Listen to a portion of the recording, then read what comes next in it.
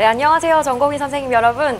네, 잘 쉬셨나요? 네, 이젠 익숙하실 것 같습니다. 네, 저희와 끝까지 해주시고 저희 2부 학술대회 시작하도록 하겠습니다. 많은 분들이 접속해주고 있다는 얘기가 들리는데요. 더 많은 분이 보일 수 있도록 마지막까지 힘내주시길 바랍니다. 첫 번째 2부 첫 번째 강의 소개해드릴게요. 해운대 백병원 신경외과 진성철 교수님 나와주셨고요. 뇌졸중, 뇌출혈과 같은 뇌혈관 질환에 대해서 강의를 해주시겠습니다. 안녕하세요. 해운대 백병원 신경외과 뇌혈관을 하고 있는 진성철이고요. 오늘 강의 제목은 Cerebral Vascular Disease from Ischemic to Hemorrhagic Stroke에 관해서 강의를 드리려고 합니다. 사실 지금 듣는 청중이 인턴부터 시작해가지고 전임의까지 있어서 어떤 청중을 타겟으로 해야 될지 되게 고민을 많이 했는데, 제가 필드에 나온 지가 딱 올해가 10년째 되거든요. 제가 느꼈던 바를 경험을 공유하면서 여러 선생님들한테 도움이 되는 시간이 됐으면 좋겠습니다. 감히 10년밖에 안 된 제가 좋은 의사, 임상의사라고 생각하는 부분은 기본적으로 베이직 날리지를 갖추고 있으면서 우리가 트렌드에 굉장히 민감해야 된다고 생각을 하는데요. 오늘 강의가 베이직 날리지도 함량하고 트렌드에도 좀 민감하게 반응할 수 있게 만들어 줄 수 있으면 저희 강의는 성공했다고 생각을 합니다. 스트로크는 두 분야로 나뉘어지는데요. 혈관이 막혀서 발생하는 이스케믹 스트로크와 혈관이 터져서 발생하는 헤모리지 스트로크로 나뉘어질 수 있겠습니다. 제가 오늘 강의 제목은 이스케믹 스트로크에서 가장 중요한 포션이 페넘브라인데요. 페넘브라에 대한 강의, 헤모리지 스트로크에서 가장 중요한 게 IICP, Increased Intracerebral Pressure를 조절하는 건데, 그 부분에 대해서 또 혈관의 노화에 관련된 아테로스클레로시스, 이스케믹 스트로크의 매니지먼트, 헤모리지 스트로크의 매니지먼트에 관해서 말씀을 드리도록 하겠습니다. 제가 10년 동안 교수로서 지내보니까 환자가 처음에 응급실에 내원했을 때의 임상 증상만으로 이 환자가 터졌는지 막혔는지 구분하는 것은 거의 불가능합니다. 그게 제가 갖고 있던 제일 첫 번째 생각이고요.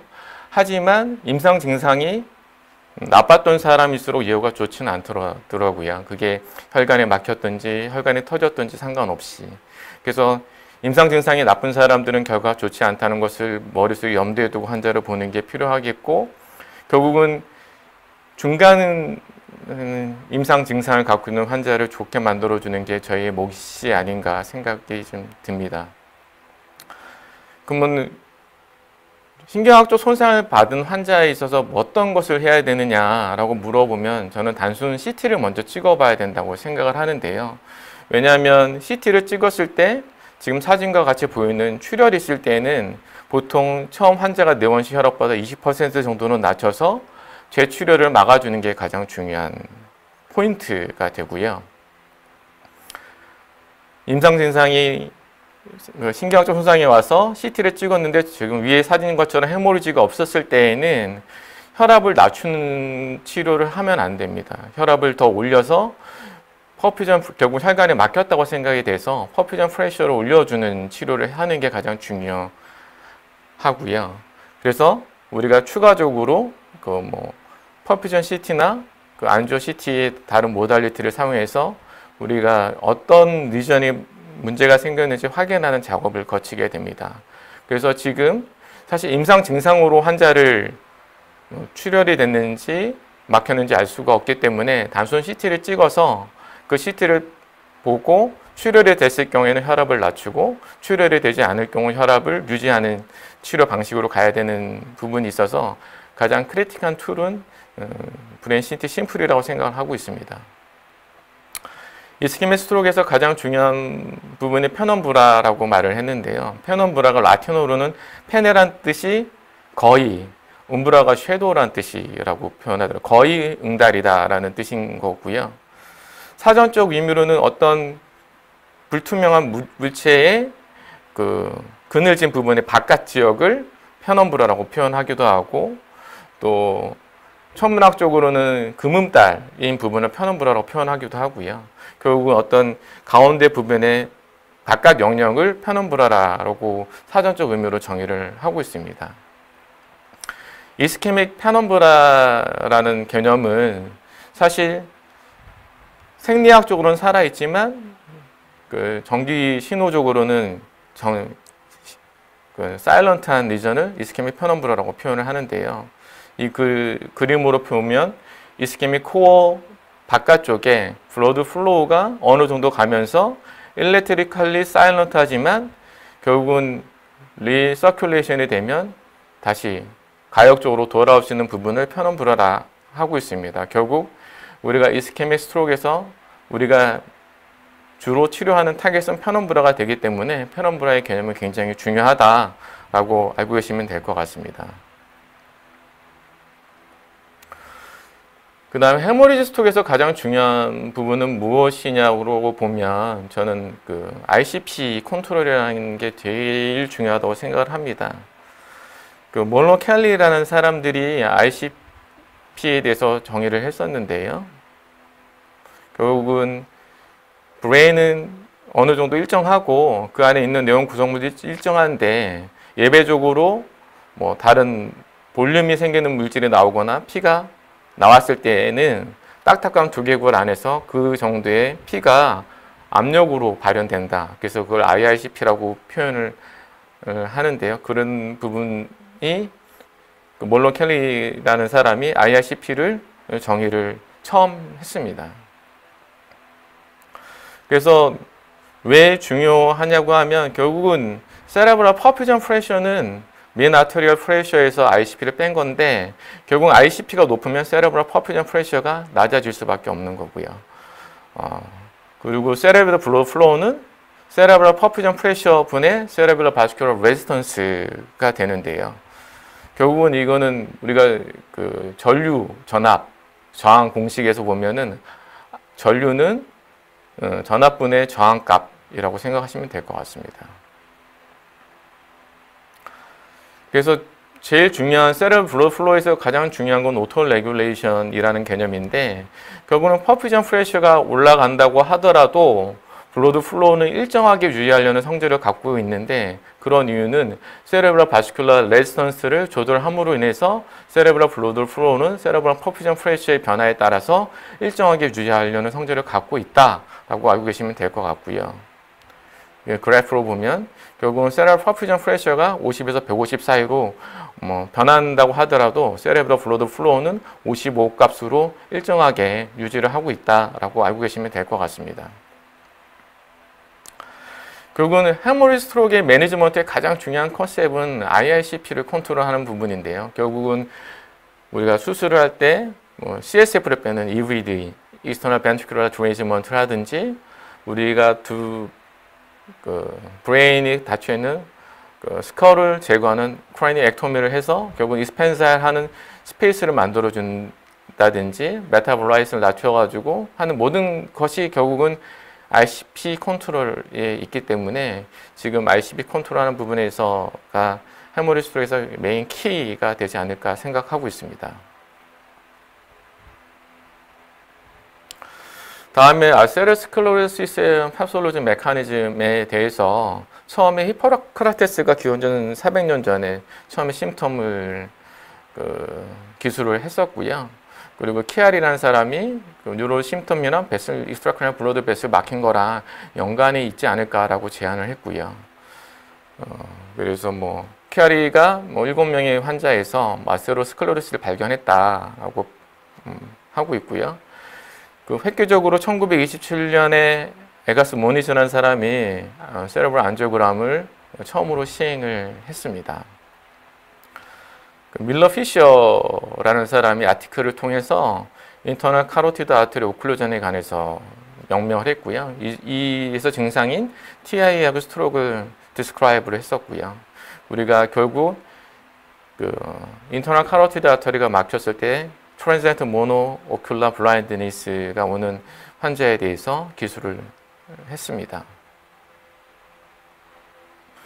결국은 아나토미컬리 보면 엔도셀리얼 셀로 구성된 인티마가 있고요. 인티마 바깥쪽으로 인터널 셀 라미나가 있고, 메디아층을 구성하는 스무스 머슬 셀이 있고, 이스터나 일라스틱 라미나가 있고, 어드벤티샤로 구성되어 있는 블러드 베슬의 컴포지션이 있는데요. 어떠한 이유에든지 간에 결국은 인티마 인조리를 받게 되면 모노사이트가 결국 어디전 모리큘에 붙어서 그 인티마 안쪽으로 마이그레이션, 룸에 있던 모노사이트가 인티마 안쪽으로 마이그레이션을 하게 되는데요. 콜레스테롤을 침착하게 돼서 마크로파지가 되고, 리피드 레든 마크로파지가 T셀과 이뮨 반응을 일으키면서 폼셀이 되면서 인터널 일셀 라미나 안쪽에 있는 스무스 머슬 셀이 마이그레이션 하면서 결국은 파이브로스 패티 캡슐을 형성하면서 아테로스클레로스 진행하면서 결국은 이제 루멘이 좁아지는 현상이 발생하게 됩니다. 이 그림을 도식적으로 나타내는 건데요. 결국은 엔도셀리얼 디스펑션은 하이퍼텐션이나 LDL이 높거나 스모킹이나 하거나 DM 같은 리스크 팩터에 의해서 엔도셀리얼 디스펑션이 나타나게 되면 리포프로테인 엔트리가 일어나고 모디피케이션이 발생하면서 리코사이트 리크루트먼트가 발생하고요. 모노사이트 T셀 리크루트먼트가 되면서 모노사이트가 마크로파지가 되면서 폼셀 형성이 되면서 패티 스트릭 디벨롭먼트가 되고, 결국 그런 과정을 통해서 플라이크가 프로그레션 되고, 그 플라이크가 안정화되든지 아니면 럽처가 되든지 하는 반응을 갖게 됩니다.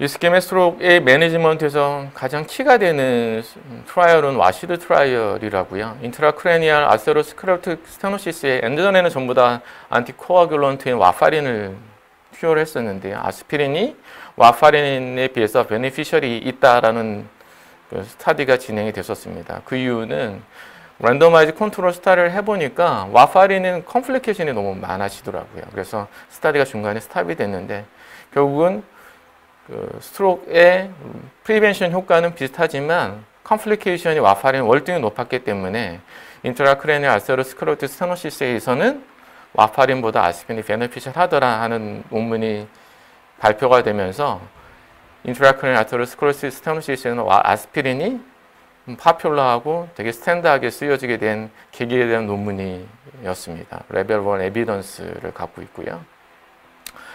그럼 이스케믹 스트로크의 현재 트렌드는 어떻게 되느냐라고 물어보신다고 하면, 예전에는 CT 베이스드보다는 더 정확하게 정밀하게 보는 MR 베이스드로 했는데, 요즘에는 타임이 굉장히 중요한 이슈가 되면서 타임을 어떻게든 줄여서 인터벤션 할 수 있는 사람의 시간을 줄이는 게 굉장히 중요한 포션이 잡고 있거든요. 그래서 Fast Diagnosis 툴이 굉장히 강조가 되면서 MR 베이스보다는 CT 베이스 이미지 모달리티가 우선시되고 있고요.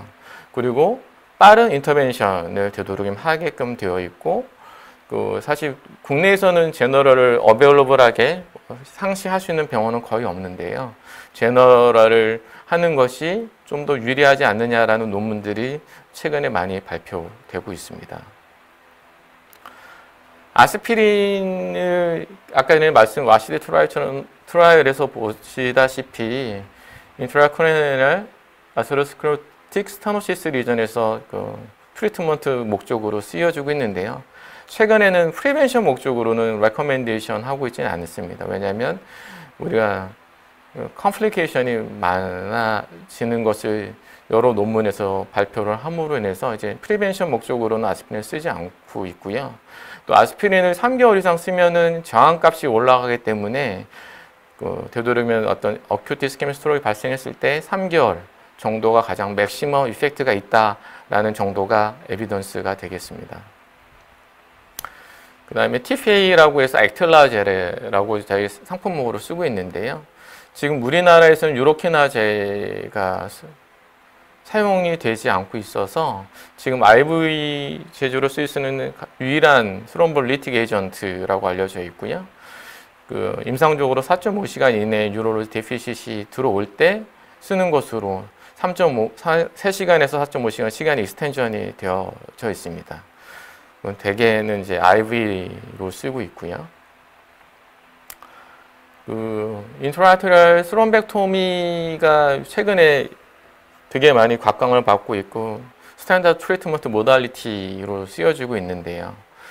그 이유는 랜더마이즈 트라이얼 상에서 어떤 환자군이 좀 정해져 있긴 했지만 그 환자 적절한 인디케이션이 되는 환자에서는 IV TPA보다 아테리얼 스롬벡토미가 훨씬 더 베네피셜하고 리카이센도 높고 클리니컬 아웃컴도 좋았습니다. 그래서 지금 시간은 8시간에서 24시간까지 타임 윈도가 증가가 되어 있는 상태고요.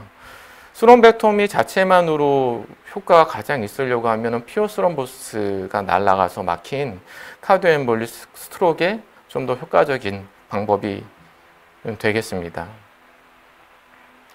75세 여자 환자 NIHS에서 점수 16점은 되게 좀 안 좋은 상태고 AFib이 있어서 카디오엠볼리 스트로크가 의심되는 환자고요. 환자분 CT 퍼뷰전상에서 보면 레프트 사이드에 플로우, 볼륨 미스매치가 있고 타임 윈도우 딜레이가 관찰되고 있습니다. CT 안조 넥 사진에서 보시면 레프트 ICA, 프락시멀 ICA 오클루전이 관찰되고 있고요. 이 부분에 대해서 안조를 시행했고 ICA가 막혀 있습니다. 이 부분에 대해서 스텐트를 디플로이하고 스롬벡토미를 했고 혈관을 재개통을 시켰습니다. 당연히 이렇게 재개통을 시키고 나서 아까 전에는 말씀드렸지만 환자가 인디펜던트 라이프를 살 경우가 재개통했을 때 50% 정도라고 알고 계시면 될 것 같습니다. 결국 지금 최근에 모든 논문들 최근을 보면 90% 정도의 서세스풀 리커나이제이션을 보이고 있고요. 50% 정도의 연 사람들에서는 인디펜던트 라이프를 영위할 수 있다라고 알려져 있습니다. 헤모리지 스트로크는 두 파트로 나눠져 있는데요. 하이퍼텐시브와 넌 하이퍼텐시브 스트로크로 나눠져 있고요. 결국은 하이퍼텐션 이외에 다른 원인에 생긴 출혈이 발생하는 경우가 있겠고요. 하이퍼텐시브 인트라세레브랄 헤모리지의 경우에서 보면 결국은 굉장히 프레자일 베슬에서 럽처가 되는데요. 결국은 큰 혈관들에서 블리딩이 되기보다는 가느다란 혈관에서 블리딩이 되기 때문에 딥시티드 에어리어 쪽에서 블리딩이 더 많기 때문에 우리가 베이자 갱글리아의 헤모리지가 하이퍼텐시브에서 제일 많고요. 서브코테가 화이트 마타, 그 다음에 살라무스, 세레벨룸, 브레인스템 순으로 하이퍼텐시브 ICC가 많이 생긴다라는 정도는 이번 기회에 베이직 난리주로 알고 계시면 어떨까 싶습니다. 결국은 밀리나리 마이크로 애뉴리즘이 럽처돼서 생기지 않았을까라는 어떤 첫 번째 제안을 샤코넨 버차드가 1868년에 제안을 했고요.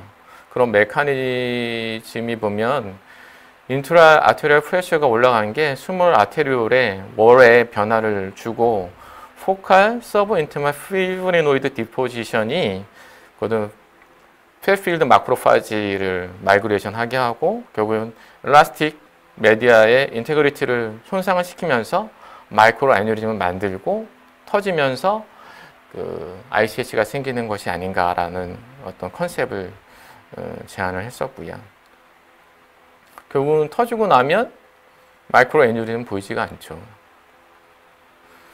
결국은 하이퍼텐시브 ICH의 서지컬 골은 뭐냐? 결국은 RCP 컨트롤하는 매스 이펙트를 줄여주는 게 목적이 되겠고요.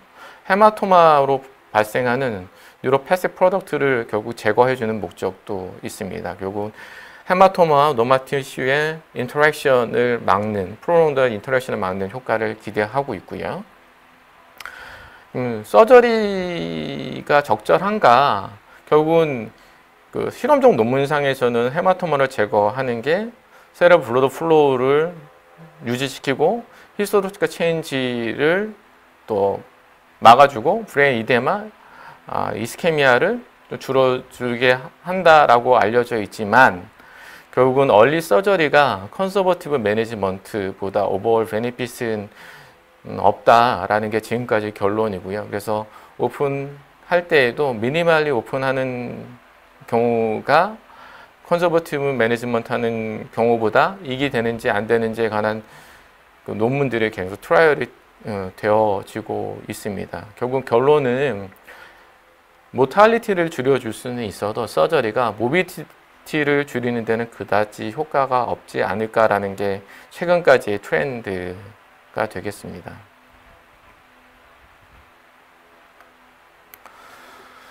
그리고 넌 하이퍼텐시브 헤모리지 스트로크에 있어서 가장 특징적인 병원은 지주막하출의 스폰테니어스 서브아쿠트 헤모리지라고 연예인 중에 안재욱이도 미국에서 터져가지고 엄청난 비용을 10만 달러가 넘는 비용을 지불했었죠. 우리나라에서는 환자가 내는 돈이 400만 원이 채 안 되지 않을까 싶습니다. 시술비는 클립을 했을 경우에는 180만 원 정도고요. 코일을 했을 경우에는 130만 원 정도로 저렴한 비용으로 치료를 받을 수 있는 굉장히 그레이브한 병이 되겠습니다.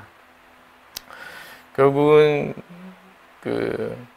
엔도바스큘라나 클리핑, 서지컬 트리트먼트의 목표는 리블리딩을 막기 위한 목표고요. 대부분 신경외과 수술을 하시는 분, 인터벤션 하시는 분들이 있는 병원에서는 되도록 빨리 치료하는 게 트렌드로 잡혀 있습니다. 이렇게 SH가 있고 여기서 애뉴리즘이 있을 때 마이크로 카테터를 셀레션해서 코일을 채워 넣어서 해결하는 치료 방법을 저는 지금 하고 있습니다. 사실 강의 시간에 비해서 너무 강의가 빨리 끝났는데요. 질문 있으면 질문을 받도록 하겠습니다.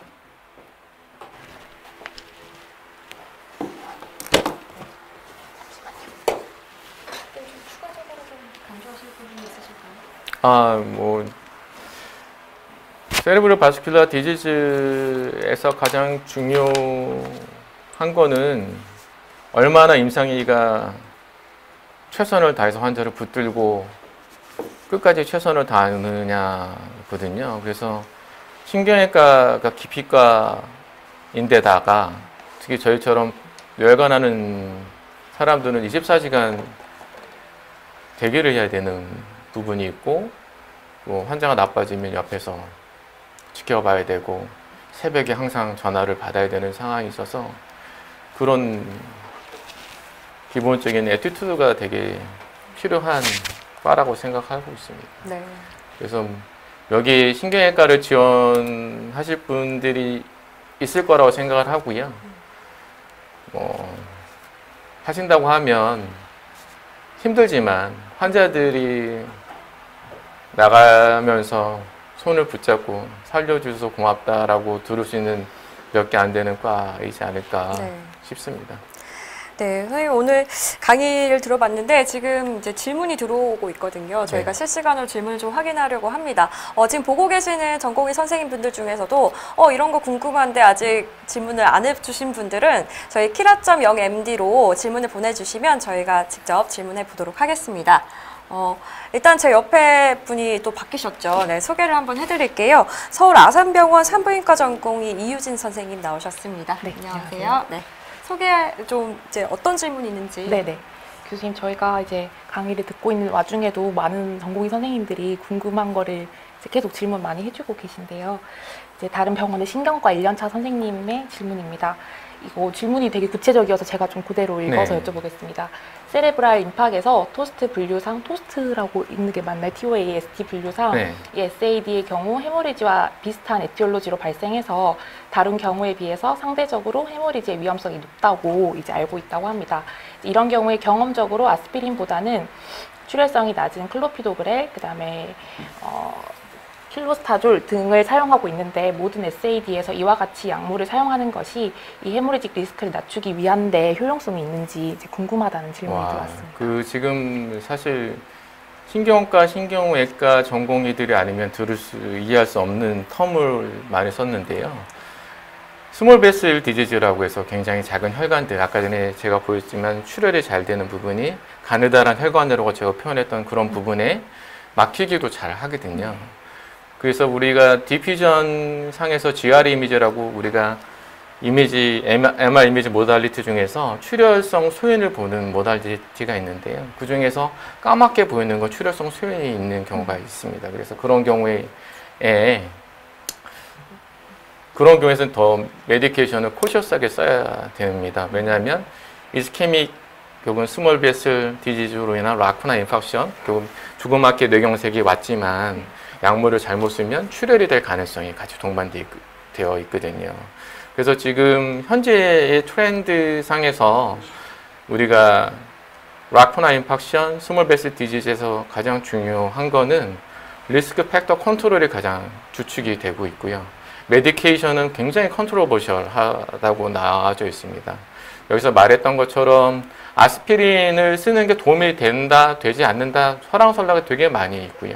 그 외의 약물들인 실로스타졸이 다른 안티플레이트리 드럭과 다르게 베슬 리모델링 효과가 좀 갖고 있습니다. 그래서 그런 부분이 있어서 블리딩을 좀 낮추고 베슬 리모델링 효과가 있어서 아스피린 플러스 빅스보다는 헤모리지 리스크를 좀 낮추고 좀 더 도움이 되지 않을까, 스몰 베슬 디지즈에 한해서 그렇게 생각하고 있지만 스타디들이 대규모 스타디로 나와 있는 그룹은 별로 없어서 지금 프랙티컬리는 이제 저 같은 경우는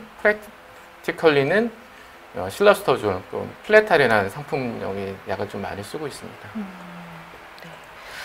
또 어떤 질문? 네, 또 질문 들어와 있는 게 있는데요. 저도 얼마 전에 이렇게 비슷한 경험이 있었던 적이 있는데 이스케믹 스트로크에 이제 한해서 진단을 해야 되는 상황에서 뭐 CT냐 MRI냐 뭐 물론 다 같이 하면 더 좋을 거라고 저는 이제 알고 있는데 CT 베이스의 진단이 중요하다고 이제 아까 말씀해 주셨는데 MR 디퓨전만 찍었을 때보다 시간적인 이익이나 또 다른 이익이 있는지 그거에 대해서 어떻게 생각하시는지. 일단 MR은 항상 어베일러블한 병원이 많지가 않죠. 그래서 CT는 24시간 기사들이 상주하고 사실 환자를 재우지도 않고 1분 이내에 스캐닝을 할 수가 있는 장점이 있는 반면에 MR은 환자가 모션이 조금이라도 있으면 아티피트가 굉장히 심해지거든요. 그래서 그런 걸 고려했을 때에 사실 모든 병원에서 어베일러블한 프로토콜은 CT가 좀 더 적합한 게 아닌가 싶고요.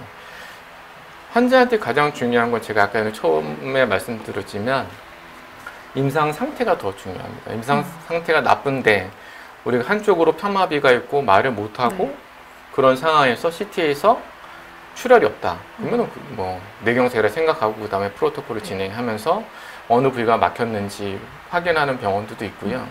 뭐 그게 되지 않는 병원들에서는 바로 이제 인터벤션실에 내려가서 시술을 준비하는 병원들도 있고 지금 그런 상황이긴 하거든요. 사실 그런 경우에 이제 메디칼리 그러니까 내과적 문제 때문에 환자가 의식이 떨어지는 부분에 감별이 안 되는 부분이 있어서 그렇게 함부로 딱 트렌드를 맞춰서 결정하기는 좀 어렵지만 CT, MR을 갖고 본다고 하면 최근에는 그 NEJM의 논문이 나와 있지만 환자가 나빠져서 인터벤션실에 들어오는 시간이 90분 이내로 들어오는 경우와 그렇지 않은 경우에 예후가 차이가 난다고 이미 결론이 났습니다. 그래가지고 되도록이면 빠른 시간 내에 환자를 시술이 필요한 사람들 넣기 위해서 MR보다는 CT 베이스로 가고 있는 게 트렌드인 것 같습니다. 우리 병원도 그렇게 하고 있고요. 그리고 또 이제 추가로 들어온 질문이요. 응급의학과 전공의 선생님의 질문입니다. CT 펄퓨전의 간단 판독법이 있다면 교수님의 노하우를 좀 알려주실 수 있는지요? 사실 맵이 그거는 캘큘레이션 돼 있어서 아까 전에도 사진에 보여드렸다시피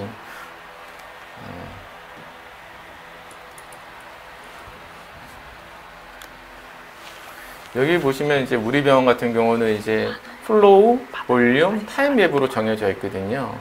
그래서 플로우 볼륨상에서 사실 색깔이 진하게 우리가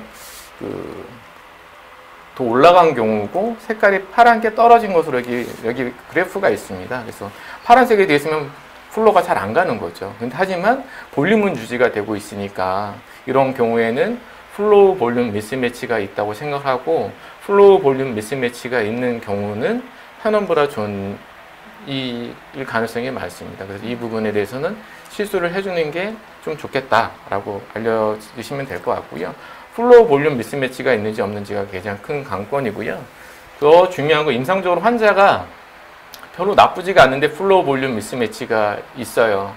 그런 경우에는 꼭 CT 안조나 뭐 MR 안조를 찍어서 큰 혈관이 막혔는지 안 막혔는지 확인을 해야 되는데, 왜냐고 하면 환자가 나쁘지 않더라도 큰 혈관이 막힌 경우에는 갑자기 secondary deterioration이라고 해서 갑자기 나빠지는 경우가 있고 예후가 안 좋다라고 알려져 있기 때문에 환자가 나쁘지 않더라도 플로우 볼륨 미스매치가 있고 라지 베슬 오클루전이 있는 경우에는 수럼백토미를 해주는 것이 그렇지 않은 그룹보다 더 좋다라고 알려져 있습니다. 그래서 아까 전에 말씀드렸던 것처럼 플로우 볼륨 미스매치가 가장 중요한 거고요. 그 다음 타임 딜레이가 있는지 없는지도 확인해 보시면 그게 가장 기본적인 노하우가 되지 않을까 싶습니다. 네, 감사합니다. 저희 질문이 너무 많이 들어오고 있는데요. 네. 조금 여유가 아직 있어서 괜찮으시다면. 2시까지니까 충분하지 않을까요? 네. 질문 많이 주시니까 뜨겁습니다, 반응이. 일단 몇 가지 좀 더 네. 여쭤보겠습니다, 교수님. 신경외과 전공의 선생님인데요. SH 이후에 합병증으로 베소스파즘이 올 때 니모디핀 인젝의 효과에 대해서 컨트로버셜하다고 알고 있는데 혹시 어떻게 생각하시는지, 교수님께서 베소스파즘이 왔을 때 트리플 H 트리트먼트를 포함해서 프로토콜을 말씀해 주실 수 있는 게 있는지 질문이 들어왔습니다. 제가 아까 전에도 말씀드렸지만 굿 클리니션은 베이직 날리저를 갖고 있으면서 트렌드에 굉장히 센서티브 해야 된다고 말을 했잖아요. 사실 SH 환자에서 가장 크리티컬한 부분에 있는 경우가 바소스파즘인데, 바소스파즘을 치료하는 데 있어서 메디칼리 약물 치료는 트리플 H라고 인듀스드 하이퍼텐션, 헤모딜루션, 그 다음에 하이드레이션이라는 개념을 갖고 있는 치료를 하는데요.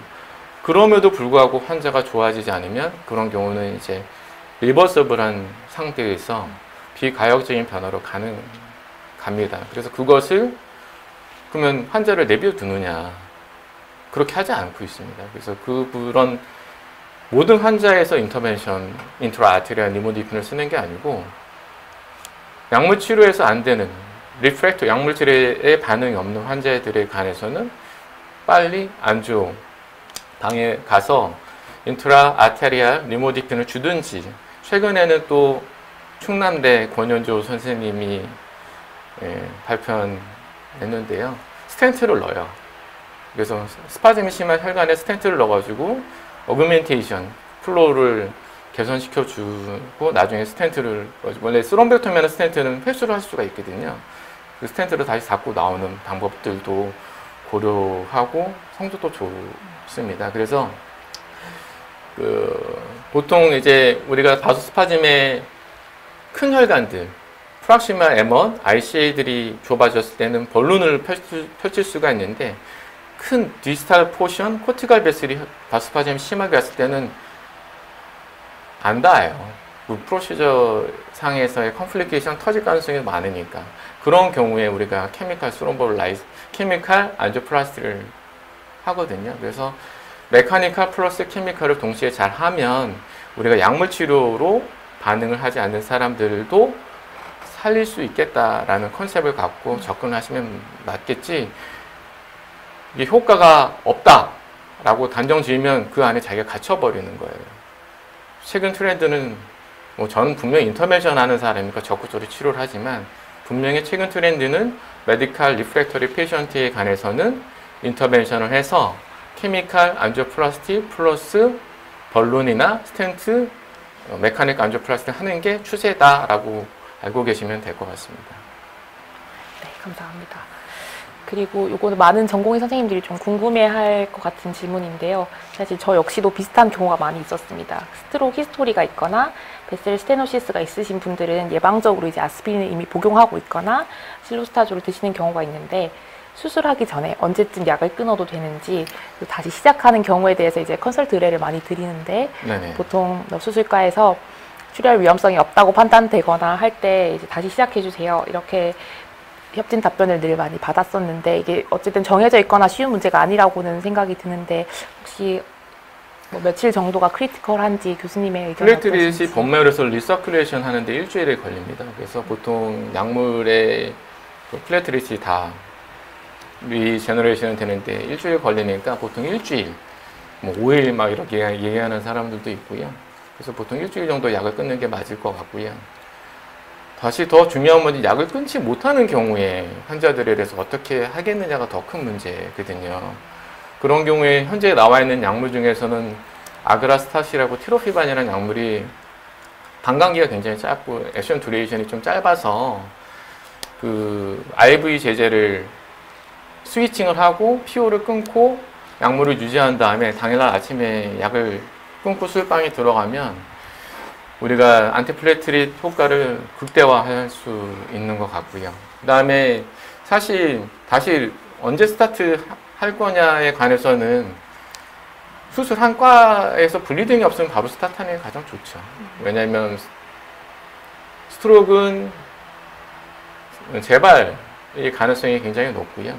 1년 이내에 재발 가능성이 가장 높기 때문에 사실 모든 수술을 미룰 수 있으면 1년 뒤로 미루는 게 좀 더 좋고요. 근데 환자 상태에 따라서 수술해야 되는 경우에 있어서는 그 과에서 블리딩이 다시 되지 않을 거라고 판단되면 되도록 빨리 스타트하는 게 좋을 것 같습니다. 네, 또 한 가지 질문 또 알려드릴게요. 교수님 작년에 저희 어머니 헤모로지의 멘탈 체인지로 응급수술 후 수술해 주셔서 부작용 전혀 없이 아주 잘 지내고 있습니다. 감사합니다. 이렇게. 감사의 마음을 보내신 것 같습니다. 네. 네, 누군지 모르겠지만 네, 읽어드렸습니다. 네, 감사 인사 대신 전해드릴게요. 그게 가오죠, 뭐. 신경외과 의사들이. 네, 알겠습니다. 저희 또 들어온 질문이 있는데요. 이건 저도 좀 이전에도 궁금하고 고민됐던 건데, 이제 오늘도 이제 기피과 이런 좀 비인기과 상대적으로 이런 과의 어려움이나 이런 걸 듣는 자리도 또 있었습니다. 근데 신경외과 역시 그게 아주 인기가 높은 과거나 하지는 않고 현실적으로 어려움이 또 있는 과이기도 한데요. 제가 있는 병원에서 이제 제가 강릉 파견을 나와 있었는데 신경외과적 응급 시술이 필요한 상황에서 이제 시술이 당장 하기 어렵거나 이런 경우 때문에 전원을 급하게 알아보고 했던 경험이 있었거든요. 물론 잘 해결이 됐고 완치를 하셨는데, 혹시 교수님께서 이제 부산에 계시잖아요. 네. 그래서 또 지방에서의 그런 신경외과 의사로서의 어려움이나 이런 경우는 없으셨는지 조금 궁금합니다.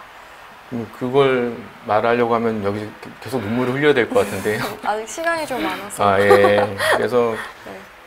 사실 저는 서울 사람이고요. 학교도 고대를 나왔고, 뭐 트레이닝은 이대병원에서 트레이닝을 받았고, 아산병원하고, 뭐 제 인터벤션에 결정적 영향을 주신 분은 분당 서울대 권호기 교수님이 영향을 많이 주셨고요. 너무 힘들더라고요. 의지할 데가 없으니까. 뭐 부산에 제 스승님들이 인제대 해운대 백병원이 경원을 하니까 거기 가서 한번 일을 해봐라 라고 해서 순종해서 갔던 거였고, 가장 힘들었던 건 저를 대체할 사람이 없고 서로 믿을 사람이 없다는 게 가장 힘들었던 것 같고요. 지금은 있습니다. 뭐 저 혼자 사는 게 아니어가지고 저랑 같이 일하는 이영곤 교수라고 인제대 출신의 아주 성실하고 잘하는 친구가 같이 있어서 그렇게 힘들지는 않습니다. 하여튼 영육 정신적으로 굉장히 힘들었던 건 사실이었던 것 같아요. 네, 연고가 없는 데서 사실 대체 불가한 사람이라는 게 되게 엄청 책임감이 막중할 것 같은데 어떻습니까? 부담감을 좀 어떻게 이겨내시는지도 궁금해요. 그 부담감을 느낄 시간조차도 없었던 것 같아요. 그러면 부산에서 정말 힘들게 오셨다고 들었습니다. 네, 후배들에게 하실 말씀 있으면 한 번 더 좀 부탁드리겠습니다. 의사로 살면서 제가 환자들을 위해서 의사가 양보를 해야 되는 순간이 있을 수 있어요. 이거는 당연한 거라고 생각하고 저도 제 모든 것을 내려놓을 수도 있어요. 하지만 환자 이해의 대상에서 우리가 굴복을 한다고 하면 그거는 저도 반대고요. 사실 우리가 지금 여태까지 최선을 다해서 음지에서 아무도 알아주지 않아도 일을 했던 거는 환자를 위했기 때문에 그렇게 해왔던 거기 때문에 사실 지금 정부에서 말하는 모든 분야의 일들이 환자를 위한 것인가에 대한 고민이 필요할 것 같습니다. 그래서 저는 개인적으로는 아니라고 생각하거든요.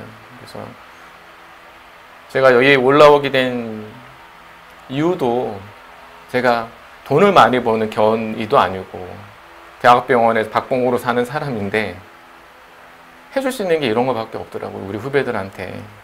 그래서 제가 미약한 힘이지만 제가 도움이 될 수 있는 부분은 어떻게든 도와드리도록 하겠습니다. 네, 알겠습니다.